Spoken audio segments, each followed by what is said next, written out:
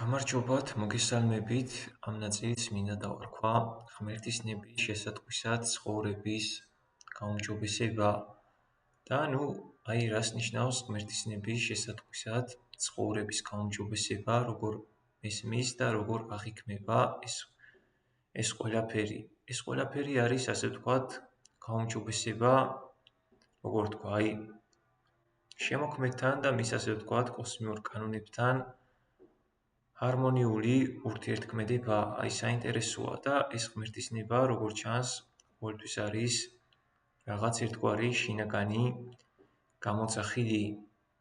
საინტერესოა შემდეგი, როგორც მე მომისმენია, ერთმა საინტერესო ადამიანმა თქვა შემდეგი, რომ შენო ვიღაც უნდა გიხმობდესო, ვიღაც უნდა გეძახდესო და ეს ძახილი შეიძლება ასეც ითქვას.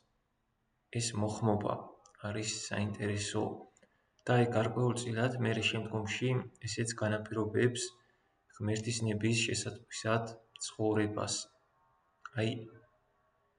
საინტერესოა, რომ პირადი გამოცდილებიდან რომ გადავხედო, მივდივარ შემდეგ გააზრებამდის, შემდეგ დასკვნამდის, რომ ამა თუ იმ ადგილას შესაძლოა სხვანაირი იყოს ღმერთის ნება და ამა თუ იმ ადგილას შესაძლოა ღმერთის ნება სხვანაირად ვლინდებოდეს.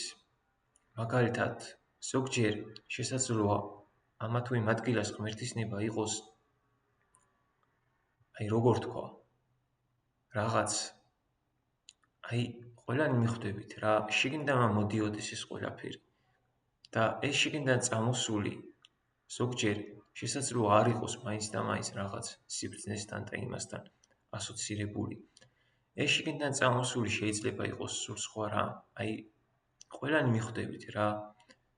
ვიღაც უნდა გიხმობდესო და ეს მოხმობა შეიძლება იყოს მაგალითად თანადგომა, გვერდში დგომა, ანაც უბრალოდ გასეირნება, ბევრნაირი შეიძლება იყოს ღმერთის ნება ამა თუ იმ რაიმესთან მიმართებაში, რომელიც შემდგომში, ასე ვთქვათ, ჰარმონიაში მოვა კოსმიურ კანონებთან.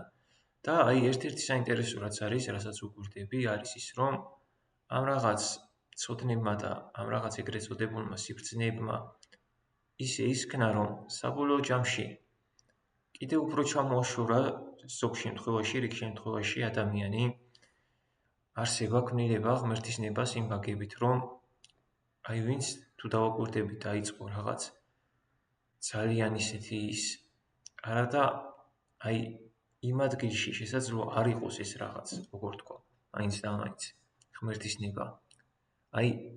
რომ დავაკვირდე ახლა მაგალითად თავად სადაც ვცხოვრობ, როგორ თქვა.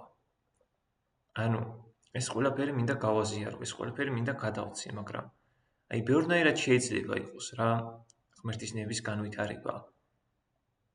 საერთოდ არ არის საჭირო თავს მხეული რამ არის, რომ მაგალითად რომელიმე ადამიანთან გინდა თუ არა რაღაცა სიბრძნის მეტყველებები და ეს და ის.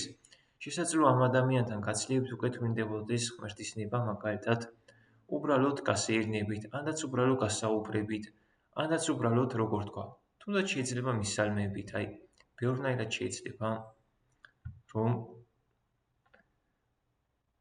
ჰარმონიაში მოვიდეთ კოსმიურ კანონებთან და როდესაც ამ ყველაფერთან ჰარმონიაში ვერ მოვდივართ, მე ხდება, ის რაც ხდება.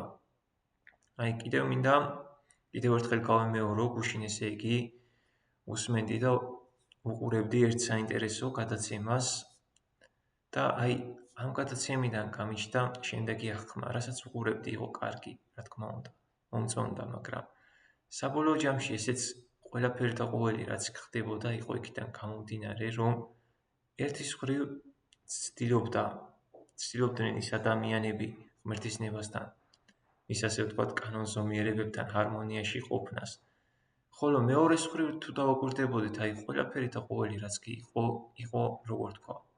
იმ ყველაფრიდან გამომდინარე, რომ ამ იმას შედარებით, როგორ თქვა, მოშორებულები იყვნენ. დიახ, ამ იმას შედარებით მოშორებულები იყვნენ და მე აქედან ვითარდებოდა ყველაფერი და ყოველი. და